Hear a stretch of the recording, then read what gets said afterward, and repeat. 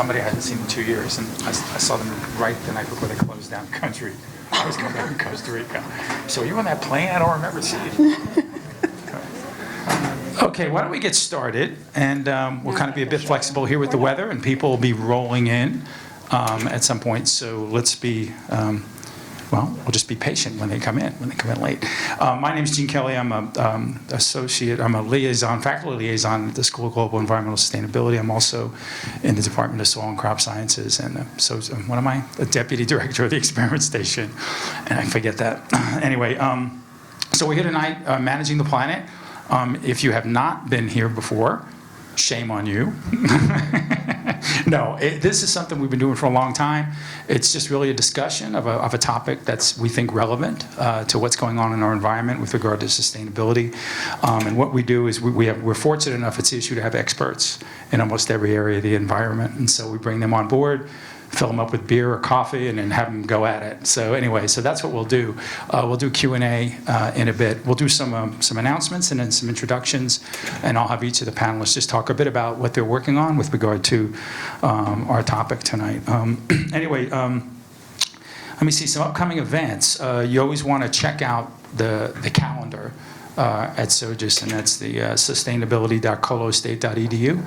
Just put that in Google search and you'll get the whole webpage and all the activities for the remainder of the semester.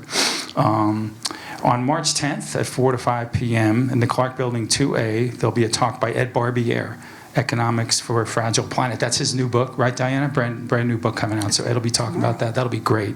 And he's wonderful. March 22nd from 6:30 to 7:30, there'll be a virtual lecture that'll be the continuation of the Antarctic series, collecting climate data in Antarctica while addressing the carbon footprint. And that's with Krista Myers. So they'll be talking about researchers and our carbon footprint and how do we address that if we're going to be traveling all over the world. April 5th, 4 to 5:30 p.m. in the Gray Rock Room at the Student Center, Climate Intervention Seminar with Jim Harrell from Atmospheric Sciences and Ken Shockley from Philosophy. That'll be a great session. So anyway, so tonight we're going to talk about something that we all love and use and need. It's water. And the topic tonight is the critical nexus, water, the critical nexus in Colorado's future. We have experts here that are going to talk about that, so I'll do some introductions and then I'll have them make some opening comments. First, we'll go with Dr. Jill Barron, my colleague for many years. She's an ecosystem ecologist specializing in the study of and the effects of atmospheric nitrogen deposition on mountain ecosystems. Lots of work up in Rocky Mountain National Park. She's a senior scientist with the U.S. Geological Survey and a senior research ecologist at the Natural Resource Ecology Lab here at CSU. Dr. Barron is the founder and co-director of the John Wesley Powell Center for Earth Sciences and Analysis and Synthesis. She was the North American director of the International Nitrogen Initiative from 2014 to 2019 and is the co-lead for Component 1 tools and methods for that of the International Nitrogen Management System. Her research interests include biogeochemical cycling, ecosystem ecology, fostering sustainable human and societal environmental interactions, and increasing opportunities for women and minority in science. Jill, welcome. Good to see you as always. Thank you. Okay, our next panelist is a colleague of mine from the College of Agricultural Sciences, Chris Goemans. Dr. Goemans is an associate professor in the Department of Ag and Resource Economics. His research focuses on the allocation and management of scarce resources, specifically water. His past efforts include studies investigating the impacts associated with water transfers, the relationship between increased climatic variability and the effectiveness of various regional water management schemes, and the optimal demand management strategies during periods of drought. Recently, his work has dealt with understanding how information affects decision-making of residential water customers, specifically for their understanding of their own water use and the rate structures they face. In the future, he hopes to further investigate how to continue population growth and climate change, how they will affect the management of water resources. Nice to see you again, Chris. Finally, my colleague and friend, Ellen Wohl. Ellen is a fluvial geomorphologist, one of the best, great teacher too, by the way. She's a professor in the Department of Geology in the Ward College of Natural Resources. She's also a university distinguished professor. Dr. Wohl has published 6 books, which have been praised for their using the accessible language to help for general audiences, and they're great books if you haven't read them. Her current research interests include physical ecological interactions of river systems, implications of physical riverine complexity for organic carbon storage, large wood and river floodplains, and the effects of beaver activities on downstream fluxes of materials in rivers. Thank Thanks, Ellen. Good to see you again. Anyway, so what we'll do is we'll start off with just a brief of some opening remarks from our panelists about our topic and just sort of lay the groundwork, and then we'll start with the questions coming in rapid fire from the audience. So Jill, do you mind starting us off? I could start us off, but my topic is tangential because I'm going to be talking about algae. Oh, So okay. if you want to start with Chris. Or Ellen or Chris, whoever doesn't matter. Okay, go ahead, Chris. Why don't you start off with your work? Just overview. Yeah. Yeah, sounds good. And I can speak on a bit about Mozdoc's work as well, because we do quite a bit of work together. And this is Norm. He's late. I mean, I'm used to this. So, no, he's a great colleague. Yeah, he'll be here. Yeah. Like was mentioned, I do a lot of work related to mostly water quantity, and that's dealing with both kind of how individual producers or consumers use water on the municipal and industrial side, or on the agricultural side, and how the different policy levers that we have can be used to change water use and water use patterns. I also do a lot of work kind of looking at river basins as a whole, regions as a whole, and how water reallocation and climate change and population growth impact water use and the economies within a region. The one thing that I would say in thinking about climate change is that in some of the work that we do, and this includes the work with Mozdoc, where we're looking at kind of trying to capture what the future might look like in Colorado and what we can do to handle the growth in population and the increased variability in climate. The one thing that stands out is that population is the big thing that impact. I mean, if you model seasonal shifts and flows and precipitation and temperature, if you model other types of changes associated with climate change, population growth and increased demand from municipal and industrial users is what stands out the most. That's not to say that climate change isn't going to impact our water landscape. What it does is it really changes the effectiveness of the different tools that we have available to us. So for example, reservoir storage, right? We've traditionally been thought, we don't have enough water, let's build more reservoirs, let's build more capacity so we can store more. Well, at a certain point, if you don't have water to store, more reservoirs don't help, right? So the one of the challenges that climate change is going to do is it's really going to change the effectiveness of our different tools that we have available to us to handle variability in water and water shortages. And the last thing that I'll say related to all of this is that climate change, population growth, they're going to cause us to have to reallocate water amongst uses. That's just going to happen. And traditionally that's been from ag to municipal and industrial. It's just the way it's been. The other challenge that we have is that when we think about water, we think about it usually as one water. It shows up at my house. It takes a lot to get it from the stream to our house, to get it from the stream to farms. And that infrastructure that we use to distribute, treat water, has a lifespan of 75 years or so. And in many of these rural communities that may be shrinking or we're moving water out, their infrastructure is going to be needing updates. And that's a really big challenge to deal with if you don't have lots of people. In economics, we talk about economies of scale. Infrastructure gets really difficult to handle and to replace if you're talking about small water systems or in rural areas. And so this issue of our aging infrastructure is the other thing that needs to be considered when we think about the water challenges that we have. Okay, great. Ellen, you want to follow up? Yeah.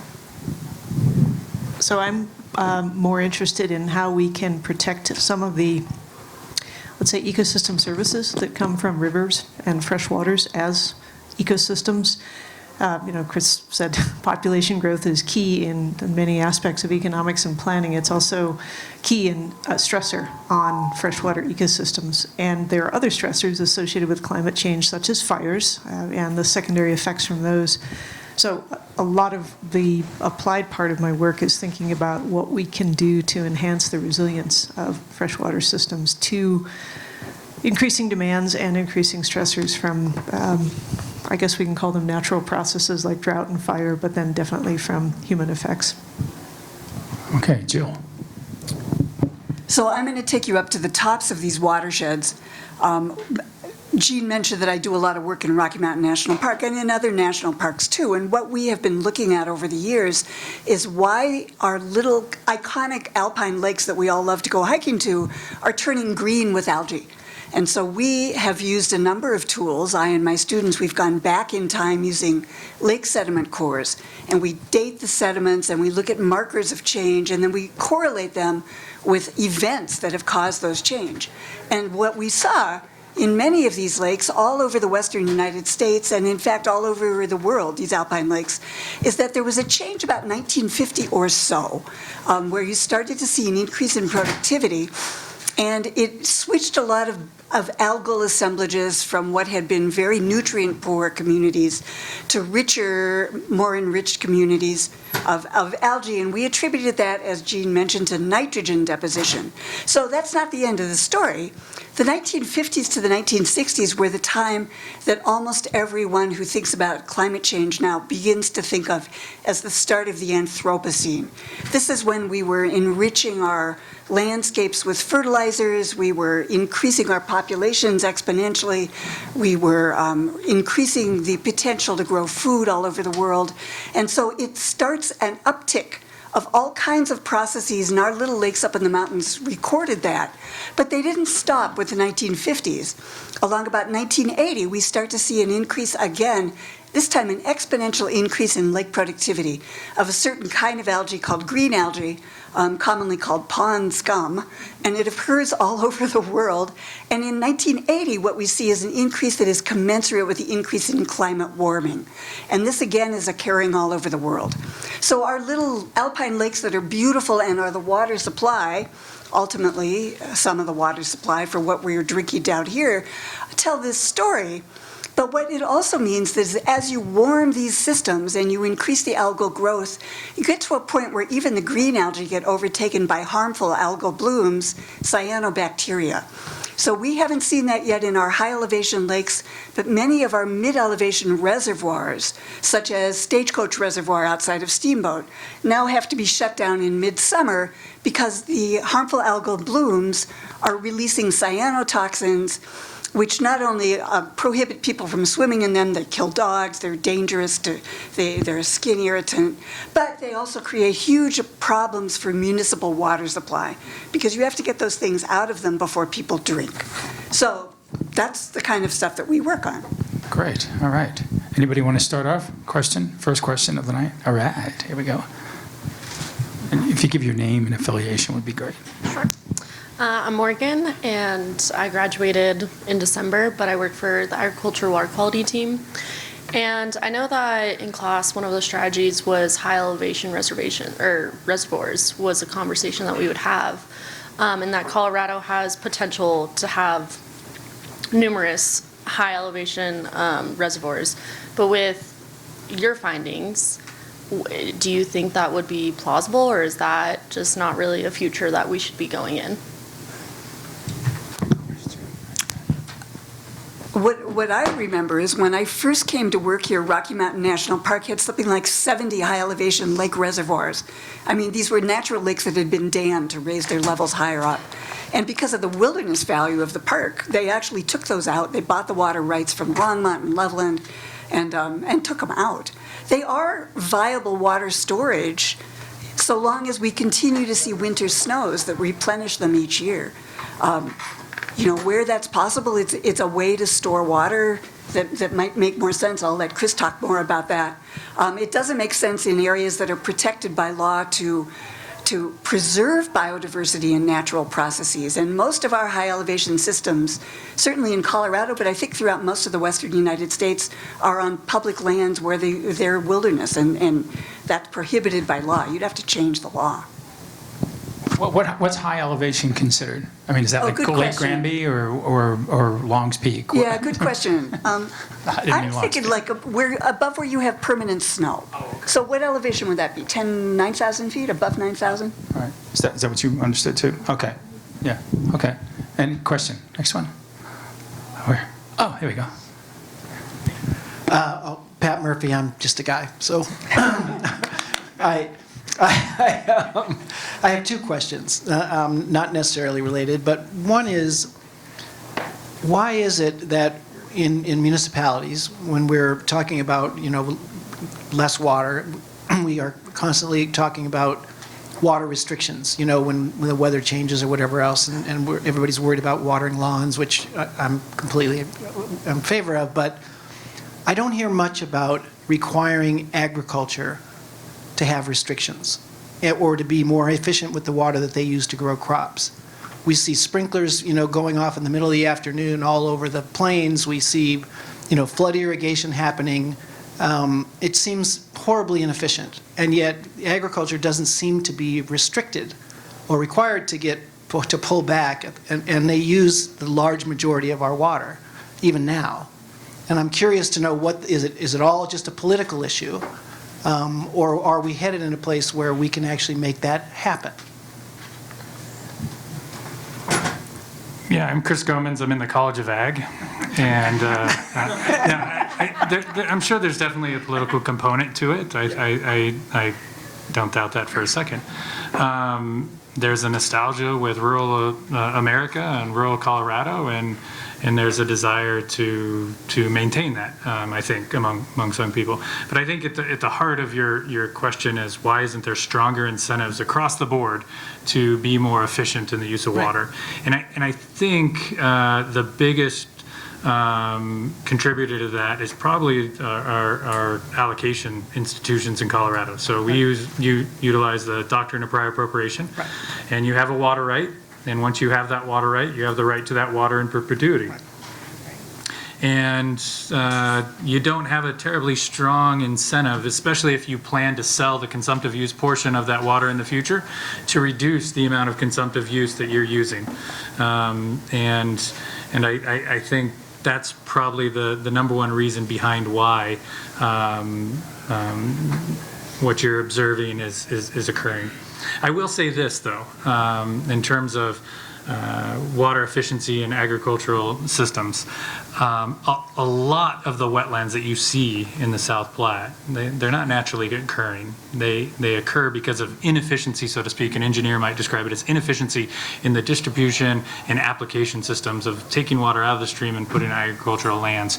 A lot of those wetlands, we might call them incidental wetlands, exist because of those non-consumptive inefficiencies that return back to the ground, return back to the stream, and provide wildlife habitat.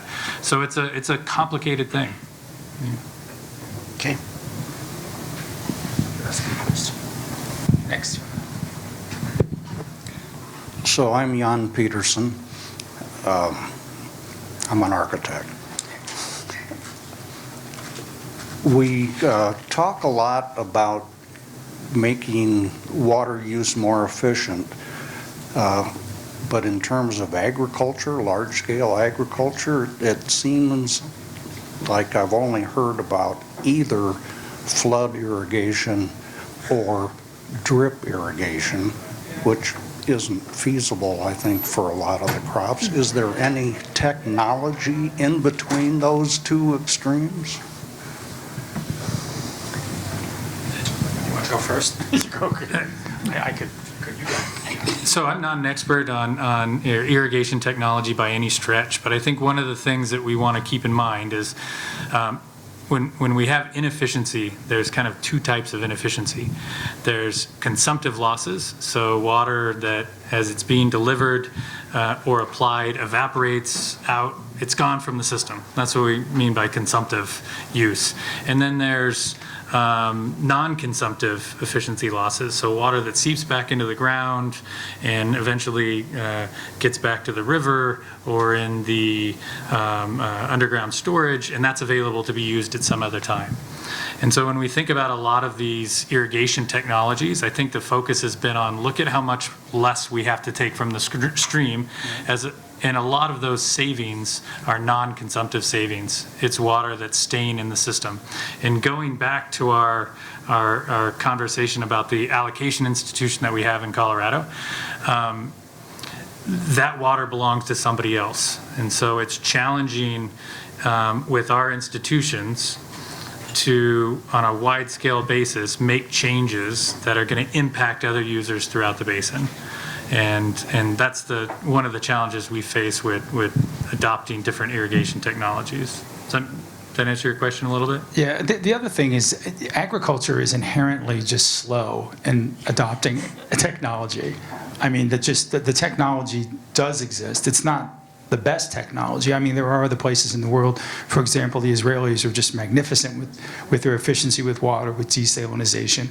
But they put enormous amounts of investments in infrastructure in that, and they design their systems around that. And I think what you have here is, a lot. There's no incentive, as Chris had pointed out, for people to be efficient with the water. And I think it's hard for people. It's hard to really understand that. I mean, as a scientist, we both see that too. And so this is why water is such a big problem. But inherently, producers have how many people do you know that do drip irrigation? I mean, there aren't many, right? And very few people do center pivots. They're still furrow irrigating. So again, it's just a lack of, the adoption of technology is incredibly slow. And it's costing us. Yeah. Anyway, it's money too. Yeah. The infrastructure. Yeah.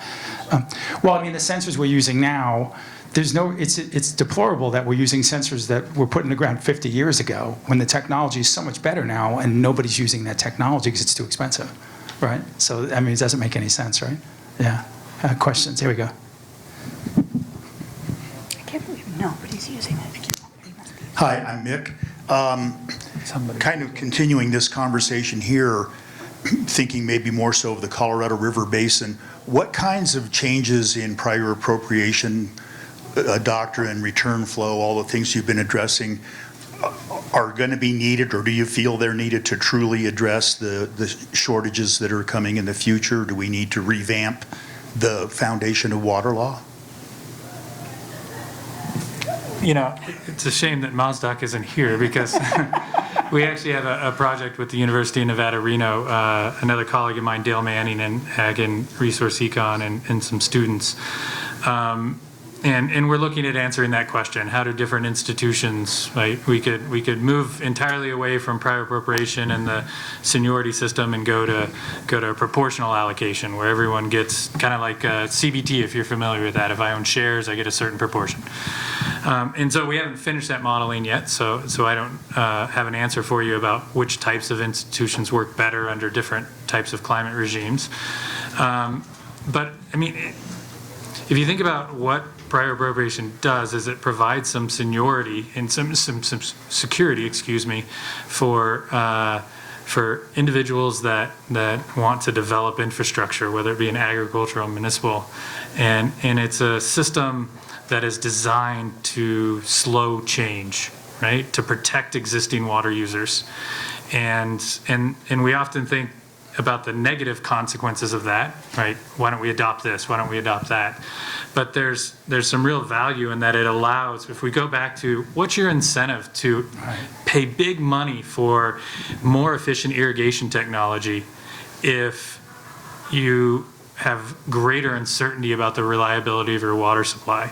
So it's kind of a trade-off, right? There aren't a lot of incentives embedded in prior appropriation. I think we could do a better job of trying to figure out how to embed those incentives, but we also want to maintain the security of the water rights holders, because getting rid of that probably decreases their incentive to invest in expensive infrastructure.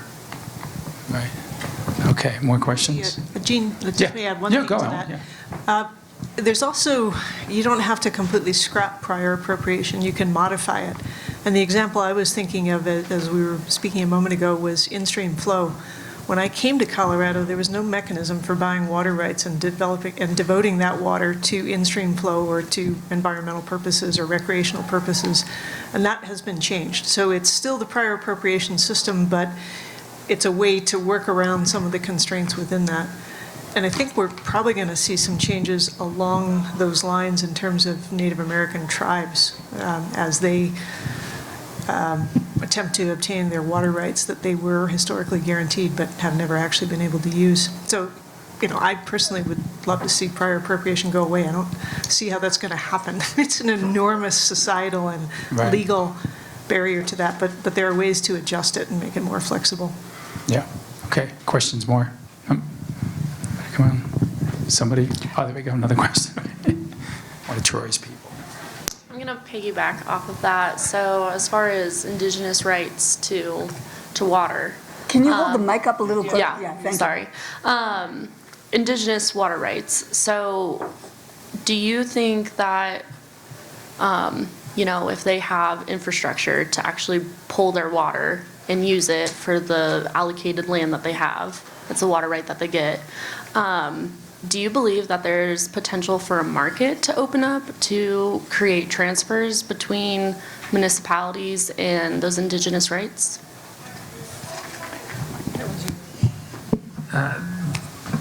The market side of that is within my area of expertise. The Indigenous rights is outside of that. But I will say, when you talk about the modifications to prior appropriation, over the last 20 years, that's one of the areas that's really been pushed.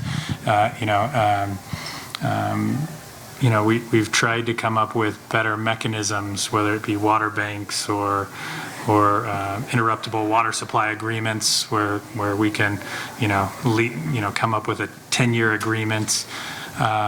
So, as an economist, it's hard for me to say that markets are a bad idea, but as an economist, it's very apparent to me that they often don't work well, especially in water, where there's tremendous amounts of market power, and there's externalities associated with different types of water uses. And the other challenge with prior appropriation is in water markets is that it's really tough to do no harm when you're and that's kind of the no injury sort of clause of prior appropriation, is that you have to stick with what you've been doing, and if you're going to make a change, reallocate in any way, then you can't injure other water rights holders, and that has always been the challenge with introducing more flexible markets into water rights. Joe. So I'm not an expert on any of this, but I do work for the Department of Interior, which is headed up right now by Deb Holland, who is a Native American. And certainly for the past 12 months or so, we have heard so much within Interior about how this is now the time for Native Americans to finally get the kind of resources that have been denied to them for many, many years. So as tribes reclaim their water rights, I believe there will be infrastructure provided by the federal government in order to put it to use. And I only have an anecdote from a tribe in Arizona that did retrieve their water rights some years ago, and I got this from a newspaper, so this is not an expert opinion. But it's gold for them. They can sell it if they want. It becomes their water. And that's a huge way of making income for tribes that historically have not had resources, whether that's what that's not for us to say whether that's a good idea or not, but they certainly can buy and sell it, just like they have casinos or buy and sell their coal. Okay. Question over here. Thank you. Hi there. My name is Sam Moshe. I am a student in the Ag College right now. My question pertains a little bit more to the development side of water and what that's going to look like in the future. I'm really curious from your perspectives what development policy is going to look like in the next 20 years. We see a lot in Colorado, developers expanding in a lot of areas where it gets harder and more expensive and significantly less feasible to, supply suburban communities with water. Similar to wildfire policy, do you see there being a lot more restrictions in the future around where developers can build, what the cost of development looks like in certain areas? Just curious your thoughts on it.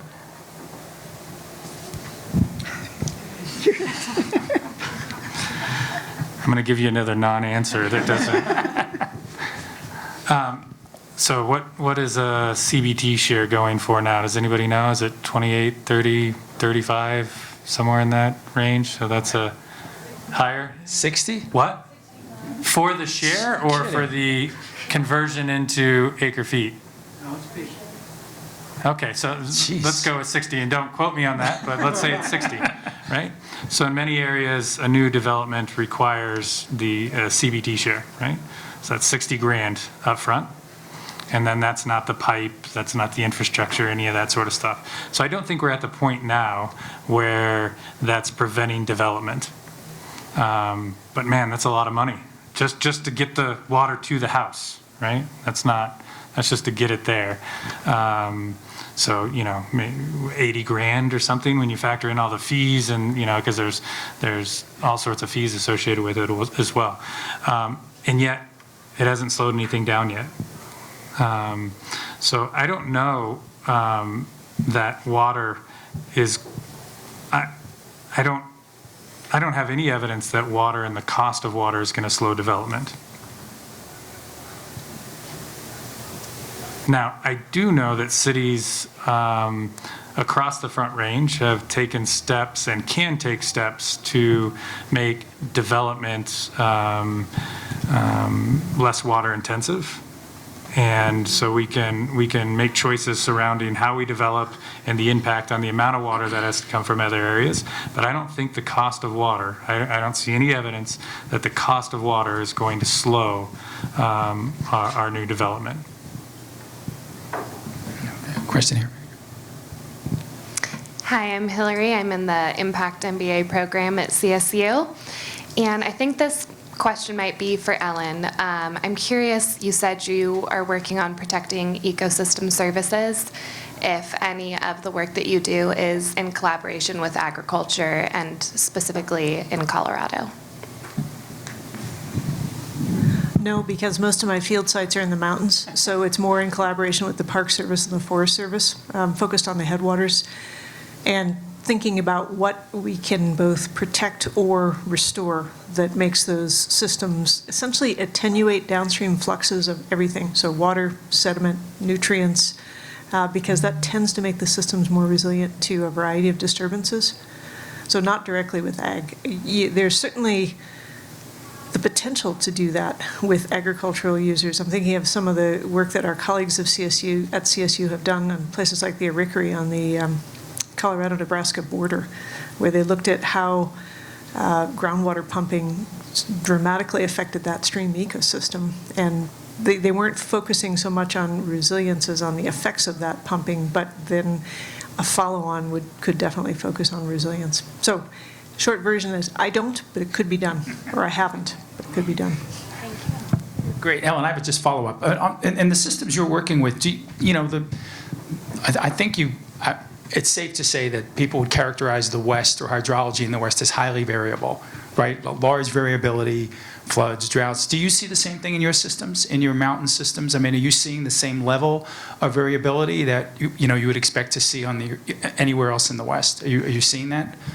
Yeah, absolutely. I mean, the hydrologic variability tends to track with overall aridity. So the drier the overall climate, the more you see hydrologic extremes. But we have plenty of extremes in the mountains here. We are semi-arid. Yeah, okay, yeah, great. Question, somebody had a hand up back here. Come on. Yeah, there we go. Hi, my name's Sarah, and I'm a student interested in stream restoration. So maybe this is for Ellen. What are the primary mechanisms you think could restore ecosystem services in Colorado streams? I'm going to out you. That's a setup. Sarah's my PhD student, but we didn't plan this. So historically, many rivers around the world, from headwaters to some of the biggest river systems in existence, had a very different appearance. They were multi-channeled, so they'd have channels that would branch and rejoin. That's called anastomosing. And we, as humans, have mostly altered those for navigation, for flood control, for a variety of purposes. Those wide, low gradient or gentle, shallow portions of the mountain streams that would or still do have those multi-channel systems are where you get a lot of slowing of downstream fluxes that I was talking about a moment ago, whether it's water, sediment, nutrients, contaminants. So restoring those through either reintroducing beaver or mimicking their effects. There were a lot more beaver in Colorado historically, and particularly through log jams. We still have a lot of forested areas, but if you've ever seen like John Fielder's coffee table book, that's all, much of the forest that we take for granted now in the mountains is post-1900. It regrew. after massive deforestation, and that deforestation corresponded to a lot of removal of wood from streams. So we have far fewer log jams and fewer of these multi-thread reaches. So there's a movement across the Intermountain West out to the coast in Oregon and Washington to restore these multi-channel systems using both beavers and large wood and other tools. And I think that's a key one that's really catching on here. If any of you go to South Park, there's a, not the TV show, the place.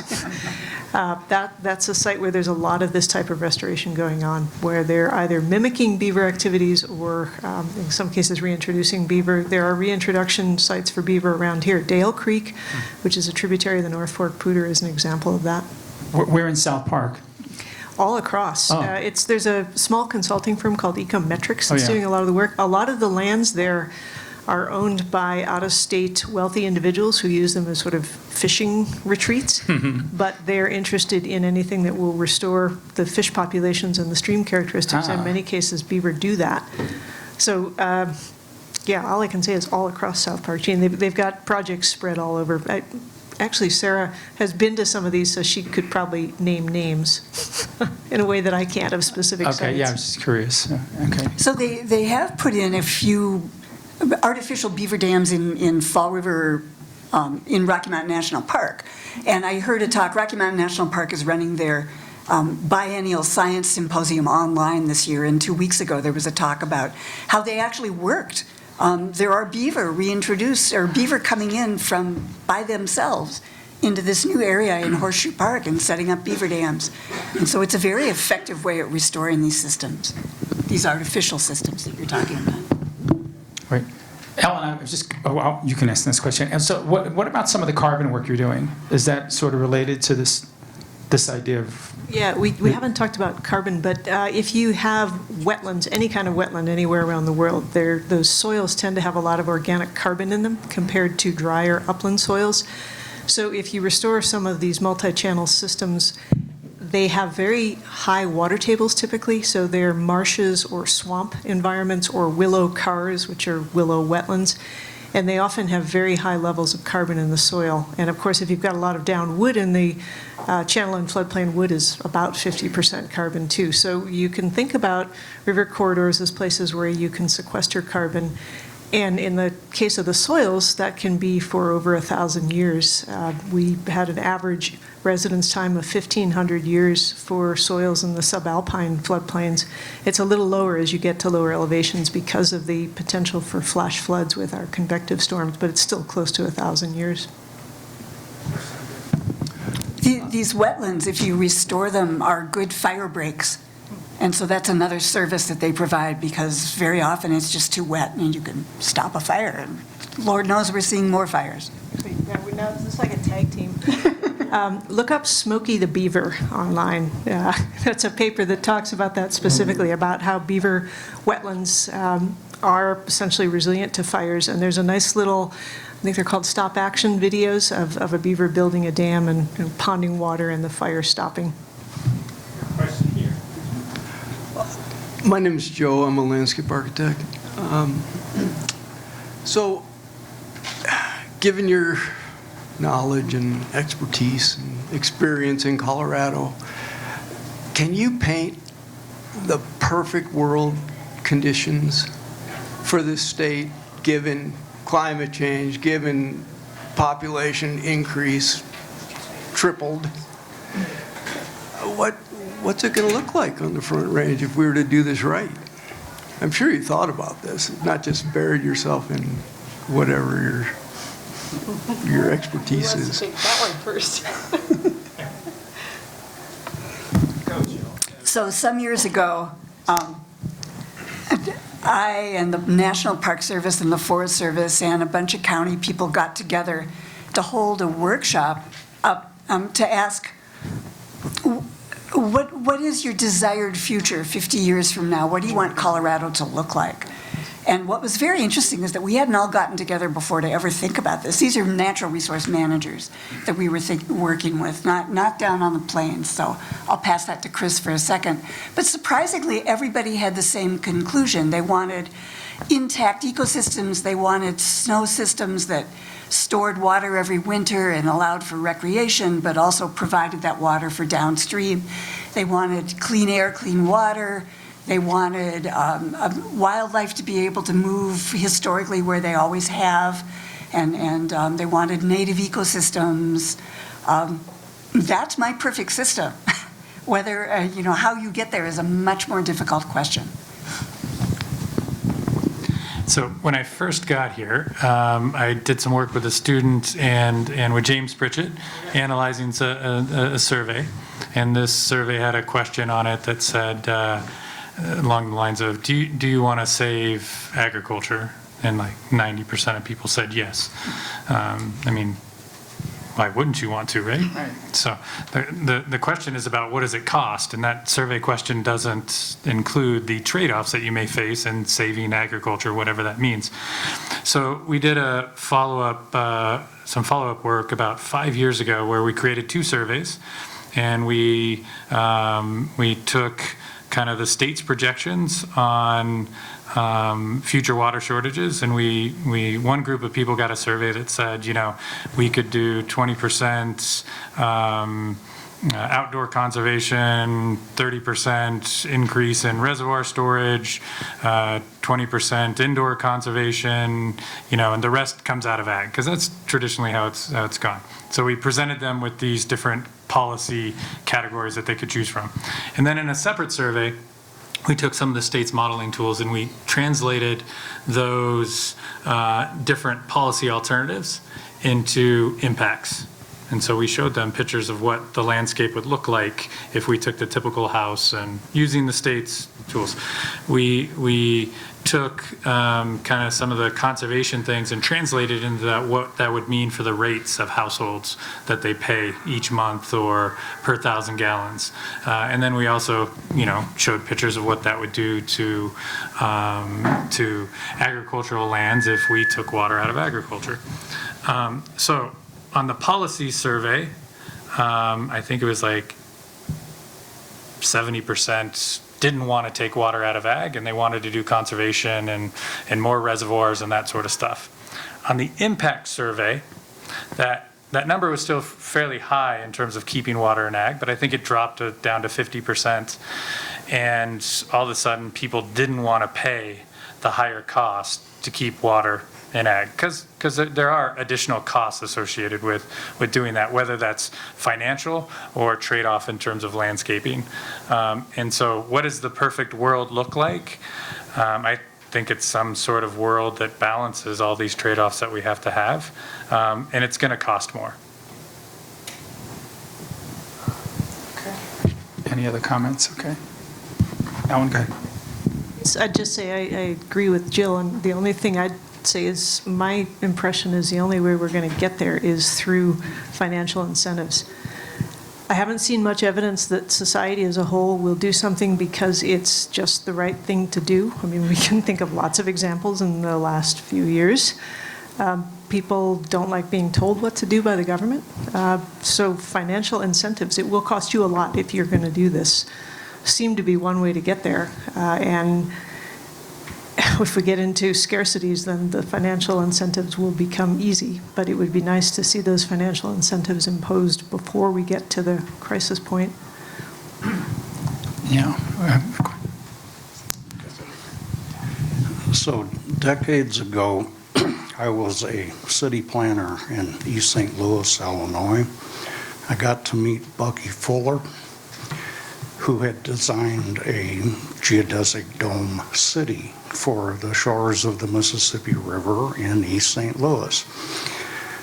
I also met a SIU urban planning professor who said, it's easy to design utopia. It's hard to figure out how to get there from here. And Bucky agreed, by the way. So that's just an aside. So for Jill, the algae that grows in the alpine lakes, is that related in any way to the red algae that's growing on the snow? Well, they both live in the same types of ecosystems, high elevation. The red algae that grows on snow all over the world is a species called Chlamydomonas, excuse me, or watermelon algae, and you see it in the spring. Don't eat that snow. It will make you ill. It does grow in the water as well. So it's not unrelated. You can see Chlamydomonas species in the lakes as well as in the snowpack itself. I have read that it's becoming more common in systems as they warm. So the red part, it's a green algae, but it has these resting stages that are red, and that's why they call it red algae. And they overwinter in cold areas as these red parts, and as the snow melts in the summer, you get accumulations of these red resting spores that then grow up and become green algae. So yes, there's a relationship. Is it just pollution from the air? No, they're totally native. They were there long before people, and they will be there long after we are gone. Whether they're responding to increasing warming and sunshine, I believe I've read something about that, but I cannot say for sure.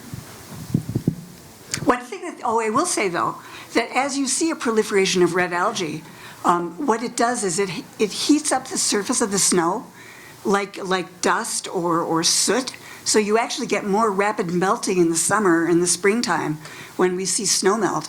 It's a hotter surface, so you get more rapid melting, which forces the water to melt faster than it would have historically, fills up the reservoirs probably sooner, and I'll let Chris take it from there because then we lose our storage of water as snow and fill up the reservoirs faster.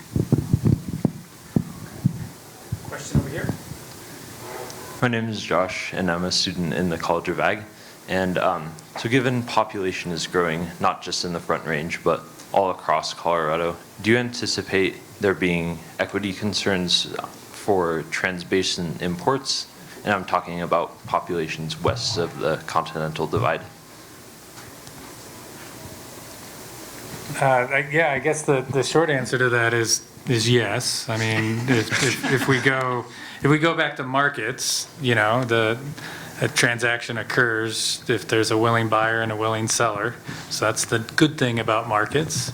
The downside is when we have these externalities, both pecuniary and non-pecuniary, and so we can see, markets reshape communities in the short run and long run, and we can see, we've seen that historically already in Colorado, and so yeah, there are equity concerns associated with that, and it goes back to what we're willing to pay to kind of address those and how important they are to us as a society, and what we're, instead of doing option A, which may have impacts to certain populations or rural communities, are we willing to take option B that maybe costs a little bit more money? And markets don't tell us which of those two we have to do. They would have to be, incentives or some sort of policy change to address those. Here's a question. Oh, thanks. Hey, also kind of directed towards you, Chris. Sorry, we're all econ students, so we're just going to keep coming at you. You mentioned a little bit and slightly touched on commodity trading markets around water and like the potential of what that could look like. I know that's become a really big thing in the field and has been like discussed a lot more. How realistic do you think it is that really becomes like a massive thing in the next 10 years or even like 20 years? I think a lot of us see it as like being very sci-fi and like Mad Maxy, but it seems like it's becoming a lot more common topic. So. Yeah, and there's some active markets in California, and so there's a company, through 2010, a lot of the transaction data was public, or it was made public by some researchers in Southern California, and you can get transaction data. And around 2010, they stopped, and now there's a company that collects it themselves by the name of Westwater Research, and so they're an excellent resource for transaction data. So I can't tell you kind of much, and I can't generalize about the amount of transactions and activity that has taken place. The real challenge or the limiting factor beyond the kind of institutional pressure to not injure anyone that goes along with prior appropriation, the other challenge that I see in kind of significant market activity for water, not water rights, but kind of leasing markets, water banks, and that sort of stuff, it's a real challenge if you're a municipality to plan based on the uncertainty of what might be in a water market. When I think about a water utility manager, the reason they ask you to secure enough firm yield to meet average year water demands, which is typically the case, is because they're guaranteeing you, in a sense, they're guaranteeing you that water in perpetuity to deliver to your house. So if you're a water manager, in some states there's actually laws requiring you to secure the water in perpetuity to meet those demands. If you're a water manager, there's a tremendous amount of risk to have a large portion of your water supply be based on the uncertainty of a future market. And I think that could be, when we talk about why haven't alternatives to permanent transfers taken off, I think that's one of the biggest reasons is the need for reliability that utilities have for their customers. Okay, over here. Hi, my name is Annabelle. I'm a music major at CSU. My question's for Dr. Baird. So you mentioned that you were looking at the increase of in the production of algae in alpine lakes, and I was just curious as to what efforts are made, what efforts are being made or can be made to reduce this production. So that's the big dilemma, because these lakes are protected. There isn't a direct source like an agricultural feedlot next door that you could shut down if you wanted in order to protect these systems. There are big things that we are trying, and there are small things that could be done in order to protect these lakes. The lakes are warming, so that's out of our control as individuals. We would need to reverse the trends in carbon dioxide emissions and other greenhouse gases to reverse that trend. But you could certainly reverse the trends in nutrients. So atmospheric deposition brings a lot of nutrients into these alpine lakes, more in areas that are close to agricultural and urban areas like Colorado Front Range. So you can reduce the amount of pollutants that get up into the air in the first place. And so you protect the lakes that way by taking away a stressor to lake integrity in a stimulant to lake algae, if you could reduce the amount of nitrogen that's coming in as rain and snow. So in Colorado, in 2007, the state of Colorado implemented what's called the Nitrogen Deposition Reduction Plan. And they did this along with the Environmental Protection Agency to start by saying, can we voluntarily reduce the amount of emissions coming from the Colorado Front Range in order to try to either protect or restore lakes in Rocky Mountain National Park.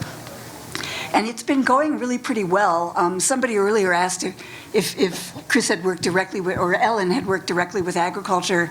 I work directly with agriculture because I work with these landowners who are feedlot owners and crop managers and the Colorado Cattlemen's Association. And it's a very interesting coalition. We meet 4 times a year to talk about the best management practices they're introducing, some of which are really working.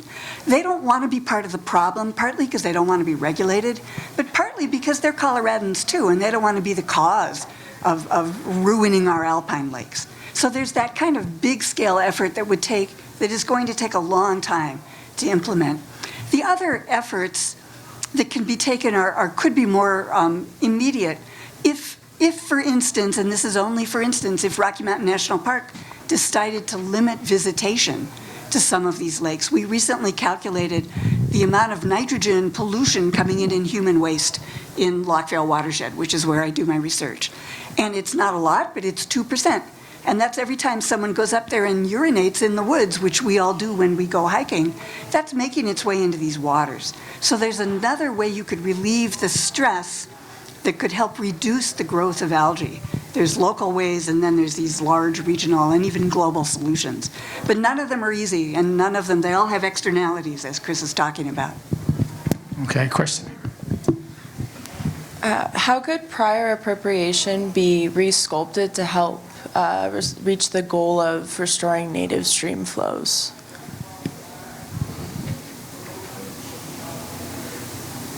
Go ahead, Matt. Well, part of it is, Yeah, okay.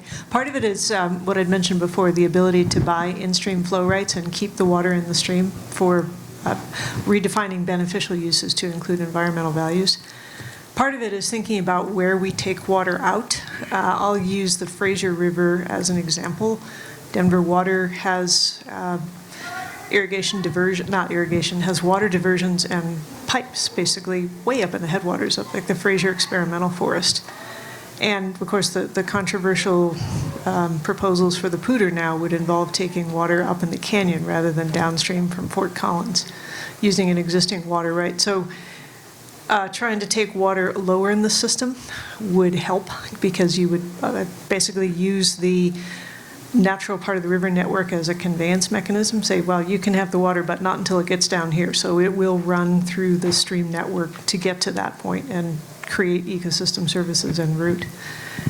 That Chris can probably address better in terms of economics, why people prefer to take the water high up. It's cleaner, it's got gravity pushing it down into the distribution system. I don't know, there may be other reasons too.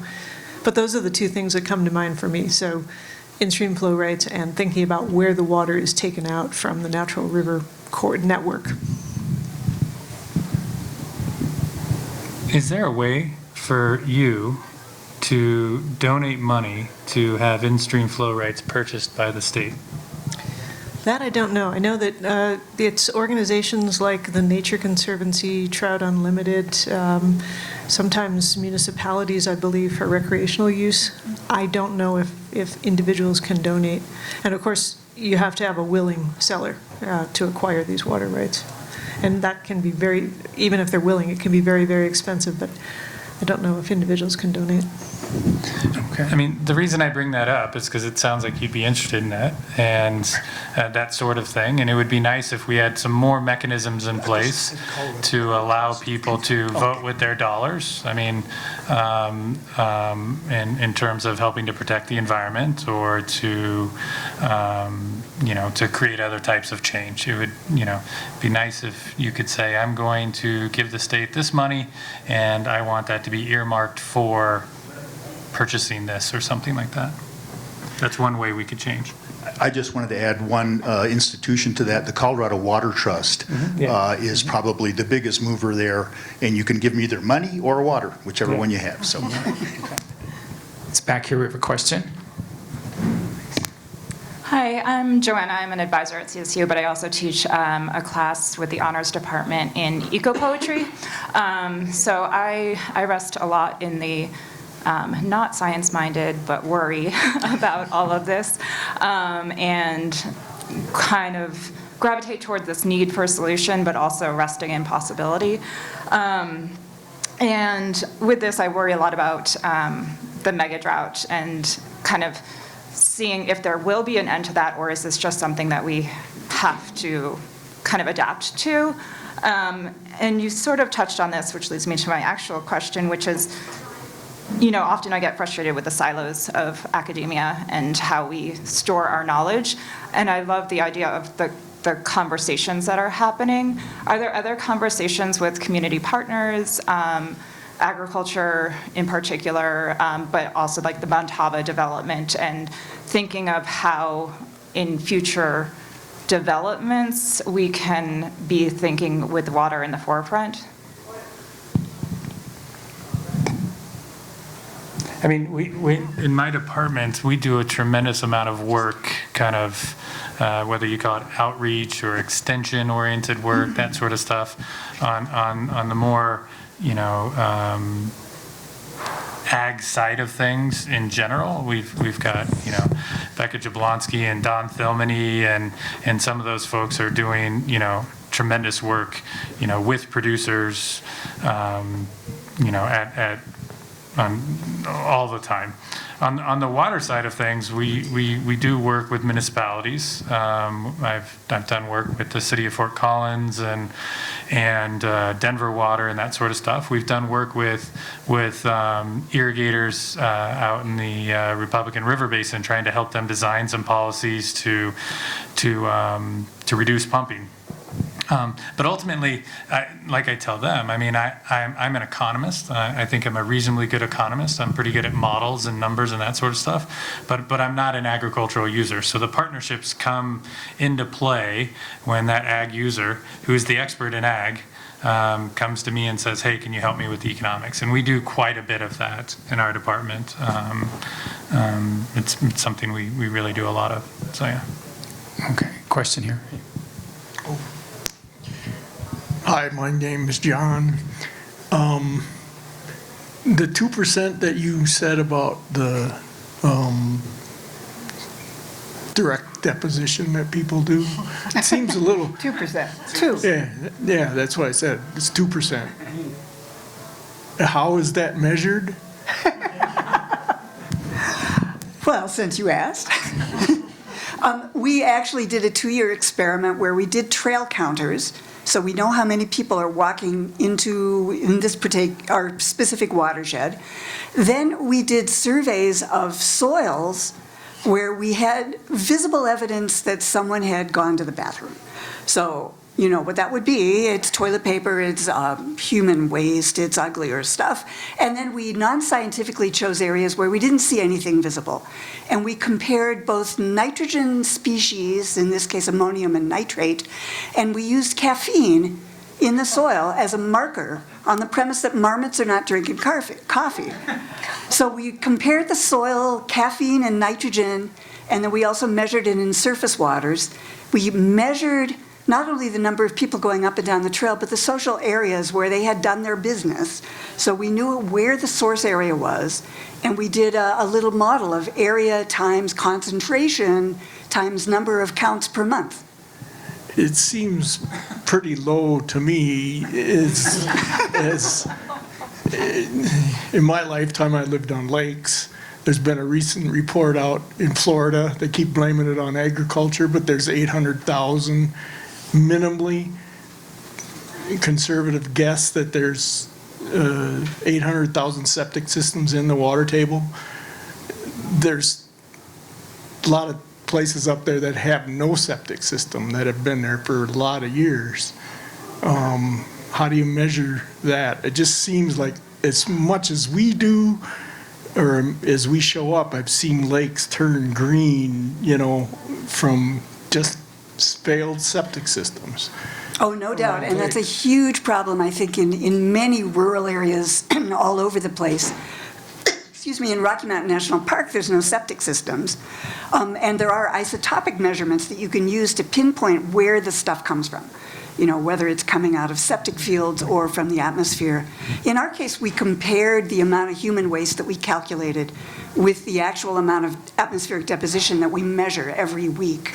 So we knew that it's two orders of magnitude lower.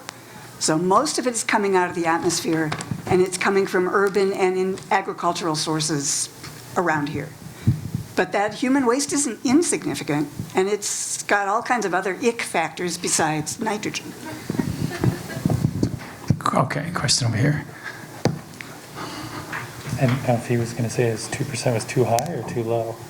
I was waiting for that. I didn't know. Hi, my name's Molly McLean, and this is for the econ kids. Study your anti-speculation laws. It's real important. I work for a company called Water Colorado, and we're real estate developers, so I do both of those things. But my question is more about hydroelectric power and the future of that. Last year, I watched the calls on the water because the levels were going so low, and Lake Powell won't be able to produce the hydroelectric power eventually, you know, with the mega drought, as was mentioned previously. And I guess that's it. But anyway, anti-speculation, it's real important. You know, basically, we're talking about CBD shares. If I wanted to buy 5 CBD shares, I would have to show that I wanted to put it to beneficial use, development, things of that nature. I'm not allowed to store it, you know, and wait for it to go up in value and things of that nature. And it's all put in place to protect us and to protect the water. questions. I was going to, so, you know, I was at the governor, that used to be called the Governor's Ag Forum, Chris, I was there last week, and when you get in a discussion, and you know, all the ag people can leave early so they don't get beat up on the way out, but you guys get out. Out, anyway. But, you know, somebody will get up and say, this is all about storage. There's no other solution. And then the other side of the fence will say, well, it's all conservation. Conservation overwhelms the potential for, do you have any opinion on that? I mean, anybody, like the three of you, like in terms of the numbers, the simple answer is conservation. That's what they're telling us in terms of the you know, water use. Is that what you see, or do you have any experience with that? Have you talked to anybody about that? At a regional level, if we think about, you know, what's most effective under a range of different future climate scenarios, reducing demand is far more effective than increasing storage. Okay.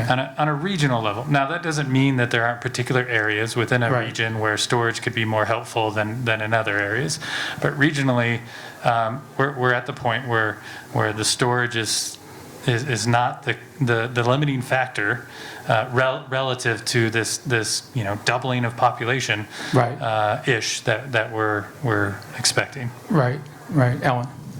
I would definitely weigh in on the side of conservation. I don't know anything about the economics, but storage, and you know, you mentioned hydroelectric. Hydroelectric is not clean power if you look at all the aspects of it by any stretch of the imagination, and storage usually is extremely damaging to rivers as ecosystems. So I will always say conservation. Right.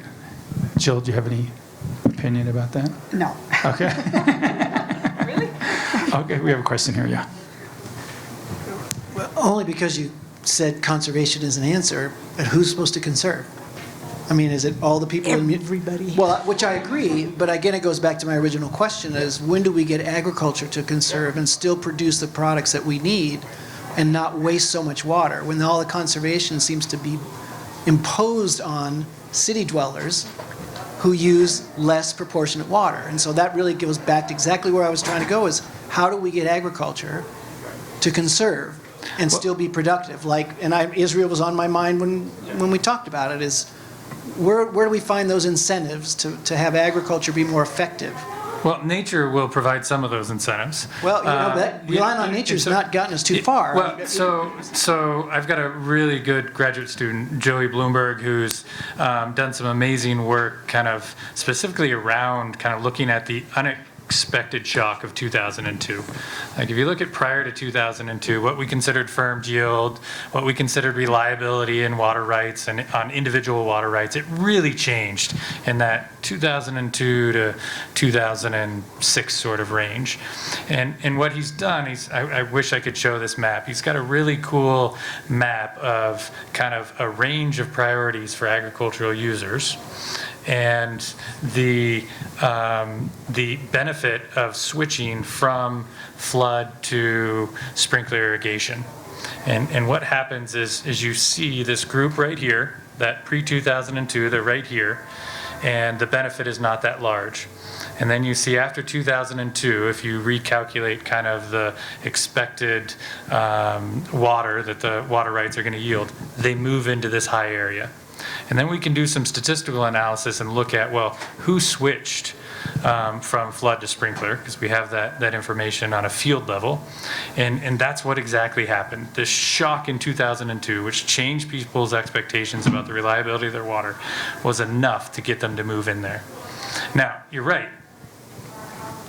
It would be nice if we had some incentives to get people to adopt more efficient technology as well. But right now, we don't have that. And when I say conservation, to be clear, I'm talking on the municipal side, because usually when we're doing the modeling, to be frank, I mean, we talk about a gap between municipal and industrial demand and municipal and industrial supplies, and how are we going to solve that? We talk about one of the levers being municipal and industrial conservation. And municipal's successful. I mean, you know, in terms of looking at the city consumptions, like when they show Los Angeles grew by 20%, but per capita water use dropped 15, right, or whatever. I mean, there are numbers like that that suggest you know. Yeah, per capita water use seems to be either leveling off or Right. falling, depending where you're looking in the U.S. But, you know, I don't know what mechanisms are in place to get producers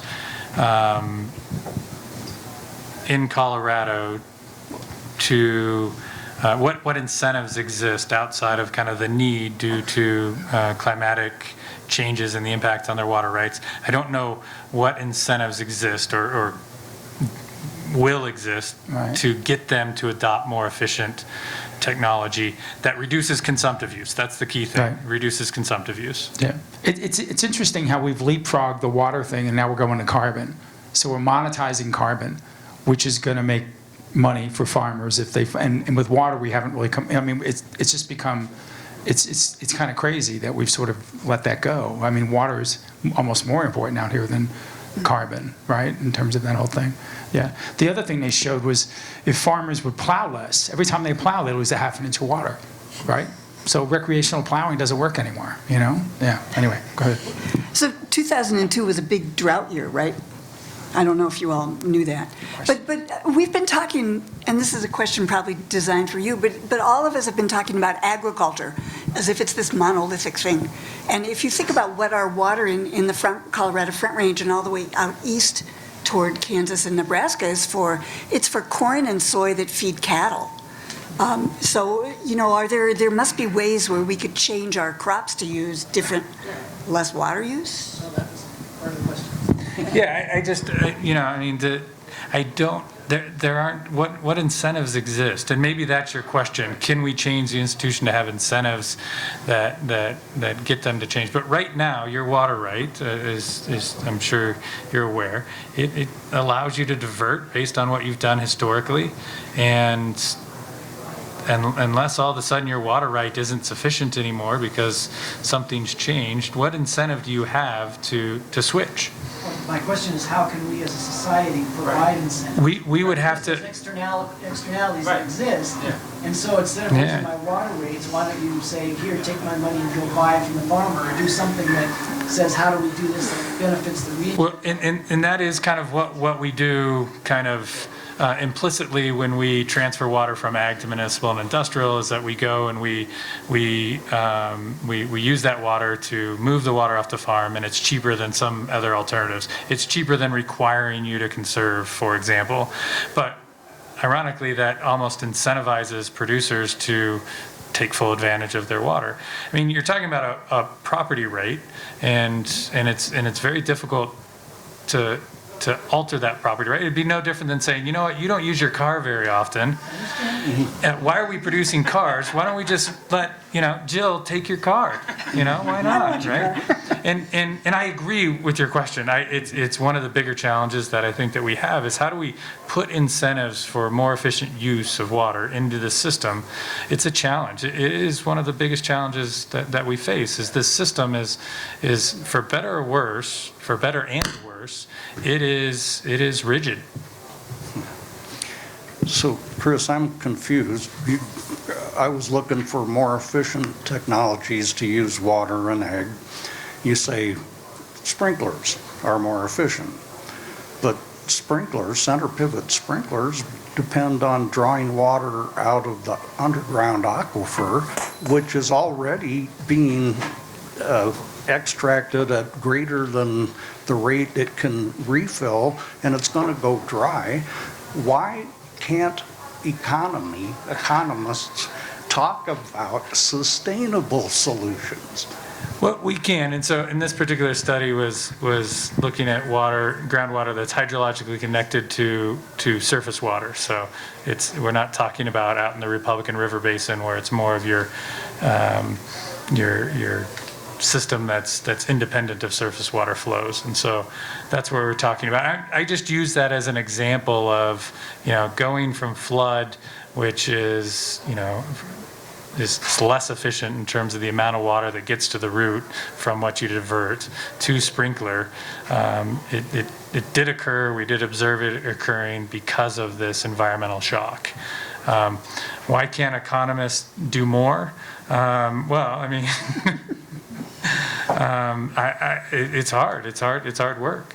I mean, We've got lots of ideas, but getting people to take those ideas and implement those ideas, I think it goes lawyers and then economists in terms of things that people don't like. And getting people to pay extra for water, whether it be in a city, water's free. It falls from the earth. Why should I have to pay? Why should I have to, pay for more efficient technology? People don't want to do that. Question right here. Last question. Okay, so since it's the last question, I'm going to lighten the mood just a little bit. I teach 10-year-olds, fourth grade teacher, and they take for granted almost everything. They just want to go home and play their video games, which is why I'm drinking. And our school is right by the Poudre River, so a couple times a year we take a river walk. And in 8 years, I'm hoping to direct a number of students to be your students. And I just want to know what other things can I focus on for this age group so that they can take seriously the water issues. I have one student who wants to be a geologist, a number of students that are really interested in the endangered species. And so would the focus be on the connections of money and water issues, or just conservation? Or, they love the idea of the algae, and thank you for Smokey the Beaver. But what focus can really grab them so that they can be the future of, what do we need to know about the Poudre and Rocky Mountain National Park? I would start with just making what probably seems like an obvious point, but rivers need water to support the life that's in them. So if one of our colleagues has a subheading in a paper, fish need water. If they're interested, most people don't care about water just for its own sake in a river. They care about what's in there, like fish or insects or beaver. So making the point that, I don't know if you use the phrase or the term ecosystem at that level, but telling them that it's an ecosystem and it requires water. So we can't take all the water and have a river ecosystem, and we have to learn how to adjust our own behavior or our water use to allow other things to live too. Jill? And then you mentioned Rocky Mountain National Park, but even walking them to the Poudre, giving them this love for the resources that are not only beautiful, but sustain us, I think is such an important thing. They're going to start by, wanting to hug the puppies and the beaver and the fish. Right. But they will grow up into recognizing how much more complex it is. But if they want to protect things they love as well as each other, you need to protect these systems. Okay, Chris, you had one. Just one last thing. Rachel Carson's The Sense of Wonder is a great example. I don't know how many people here are in natural resources or natural sciences, but for those of us who are, raise your hands, and did you go outdoors as a child? That's where my love started. Right. Yep. Chris, you get to finish, and if you say statistics and math to her, you're out. Okay, so tell a fourth grader to be an economist. The point of that survey we did was, I think, especially in terms of water, there's a disconnect between a policy name like conservation or whatever the policy name is, and the implications of that, and going and showing them. Why do I use the restroom in Rocky Mountain National Park? Because I had no idea the impact of it. So the more we have a solid understanding of when I, do X, this is the implications throughout the stream system, the easier it becomes to think about changing that, to think about doing a better job. It's really hard when you don't know how the system works. I would say the physical side of how things work and how they're interrelated. My taking a shower impacts the amount of water in the stream. Yeah. Right? Yeah. Ellen? Now I'm thinking of book titles. Not Man Apart. It's man, so it's like from the 60s. But the point is that we don't exist apart from the natural world. Right. So. Good. Okay, gang, let's give a round of applause for the panel. You did a great job. Thanks, guys. It's a great topic. Always fun to talk about water. Thanks for coming, and we have another panel coming up toward the end of the semester, and watch out for that on the SoGES website, and please be careful going home. Okay, see ya.